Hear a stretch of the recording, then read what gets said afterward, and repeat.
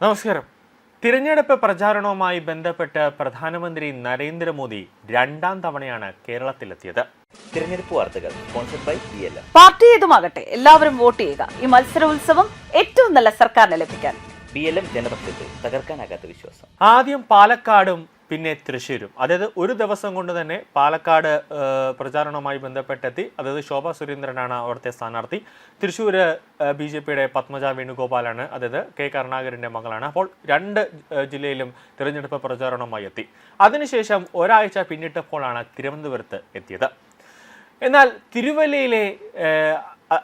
തിരുവനന്തപുരത്തും തിരുവല്ലയിലുമാണ് ഇന്നലെ പ്രചാരണത്തിന് മോദി എത്തിയത്. കൂടാതെ SPG ഉദ്യോഗസ്ഥരെ മുൾമുനയിൽ നിർത്തിയ ഒരു സംഭവമാണ് ഉണ്ടായത്. ആദ്യം SPG ഉദ്യോഗസ്ഥർക്ക് നല്ലപോലെ ഭയന്നു എന്നതാണ് മറ്റൊരു പ്രധാനപ്പെട്ട കാര്യം. അതായത് വേദി വിട്ട് 10 മിനിറ്റിനകം തിരുവല്ലയിലെത്തിയ SPGയുടെ സംഘത്തിന് പ്രധാനമന്ത്രിയുടെ ഫോൺ കോളാണ് ആദ്യം വന്നത്.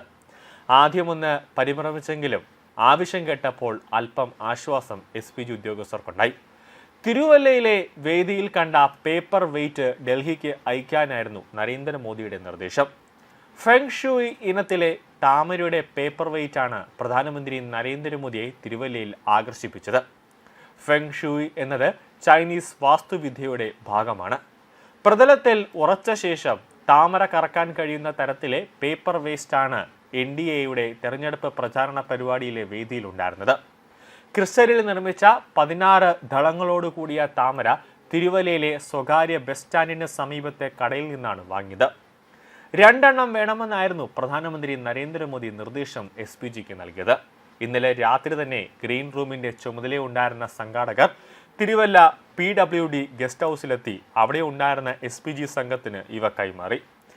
SPG സംഘം ഇന്ന് ഡൽഹിയിലേക്ക് യാത്ര തിരിക്കുകയാണ്. NDAയുടെ തെരഞ്ഞെടുപ്പ് പ്രചാരണത്തിനായി തിരുവല്ലയിലെത്തിയ പ്രധാനമന്ത്രി നരേന്ദ്രമോദിയെ അണിയിച്ചത് 200 കിലോയോളം താമരമാലയാണ്. ഇത് തയ്യാറാക്കിയത് പെരിങ്ങര പേരകത്ത് വീട്ടിൽ ഇന്ദിരാമ എന്ന 25 വയസ്സുകാരിയാണ്. 1500 താമരപ്പൂക്കളുടെ ഭീമൻ മാലയാണ് മോദിക്കായി തയ്യാറാക്കിയത്. 3 ദിവസത്തെ പരിശ്രമ ഫലമാണ് ആ താമരമാല തയ്യാറാക്കാനായി എടുത്തത്. 1 മണിക്കൂറോളം നീണ്ട സുരക്ഷാ പരിശോധനകൾക്ക് ശേഷമാണ് മാല വേദിയിൽ എത്തിച്ചത്. 6 വോളണ്ടിയർമാർ ചേർന്നാണ് മാല ഉയർത്തിയത്. പ്രധാനമന്ത്രിയായി ബന്ധിയും തുളസിയും താമരയും ചേർത്തുള്ള മാലയായിരുന്നു ആദ്യം പറഞ്ഞിരുന്നത്. 300 കിലോയുടെ മാല. എന്നാൽ SPGയുടെ മാനദണ്ഡ പ്രകാരം ഭാരം കുറയ്ക്കുകയായിരുന്നു പിന്നീട് ചെയ്തത്. ഇതോടെ താമര മാത്രമായി 200 കിലോയിൽ ആണ് മാല ഒതുങ്ങിയത്. കേരളത്തിലെ പ്രചാരണത്തിൽ മലയാളത്തിൽ പ്രസംഗം ആരംഭിക്കുന്ന പതിവ് ഇക്കുറിയും നരേന്ദ്രമോദി തെറ്റിച്ചില്ല എന്നതാണ് പ്രധാനപ്പെട്ട കാര്യം. ജയ് കേരളം, ജയ് വികസിത കേരളം എന്ന് പ്രസംഗം ആരംഭിച്ച അദ്ദേഹം കേരളത്തിലെ എൻ്റെ പ്രിയപ്പെട്ട സഹോദരീ സഹോദരന്മാരെ എല്ലാവർക്കും നമസ്കാരമെന്ന് പറഞ്ഞാണ് അഭിവാദ്യം ചെയ്തത്. ഇടയ്ക്കിടെ എൻ്റെ സുഹൃത്തുക്കളെ എന്ന് അഭിസംബോധന ചെയ്ത മോദി വികസനത്തിൻ്റെ പാതയിൽ അതിവേഗം മുന്നേറും എന്ന് മലയാളത്തിൽ പ്രഖ്യാപിച്ചു. പ്രസംഗത്തിൻ്റെ അവസാനം മലയാളത്തിൽ പ്രസംഗിക്കാൻ സാധിക്കാത്തതിൽ ഖേദവും പ്രകടിപ്പിച്ചു. പ്രധാനമന്ത്രിക്ക് പരിഭാഷകനായി സ്ഥാനാർത്ഥി, അതായത് ഹരിപ്പാട് മണ്ഡലത്തിലെ NDA സ്ഥാനാർത്ഥിയായ സന്ദീപ് വചസ്പതിയാണ് പ്രധാനമന്ത്രിയുടെ പ്രസംഗത്തിന്റെ പരിഭാഷകനായി ഉണ്ടായിരുന്നത്.